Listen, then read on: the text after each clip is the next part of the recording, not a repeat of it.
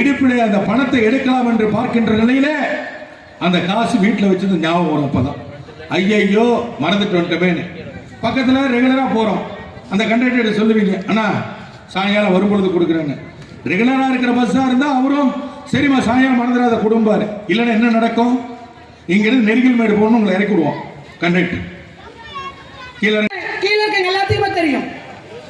இன்றைக்கு ரெண்டு நடந்த விஷயம். ஒன்னு எமர்ஜென்சி அவசர நிலை பிரகடனமானது அமல்படுத்தப்பட்ட நாள். இன்றைக்கு அமல்படுத்தப்பட்ட போது அவசர நிலை பிரகடனமானது அமல்படுத்தப்பட்ட போது அம்மையார் இந்திரா காந்தி அம்மையார் இடத்திலிருந்து அதனை ஏற்றுக்கொள்வதற்கு ஒரு கடிதம் வருகிறது. யார் இடத்தில் வருகிறது? முத்தமிழர் கலைஞரிடத்தில் வருகிறது. கலைஞர் சொல்கிறார், இந்த கடிதத்தை நான் ஏற்றுக்கொண்டால், அந்த கடிதத்தில் என்ன எழுதியிருக்கணும் நல்லா பார்க்கணும். இந்த கடிதத்தை நீங்கள் ஏற்றுக்கொண்டால் நீங்கள் 3 முறை நீங்கள் தேர்தலில் நிற்காமலேயே நீங்கள் முதல்வராக பயணிக்கலாம் என்கின்ற ஒரு வார்த்தை அங்கு இருக்கிறது. தலைவர் கலைஞர் சொன்னார், இந்த கடிதத்தை நான் ஏற்றுக்கொண்டால் என்னுடைய தலைவர்களுக்கும்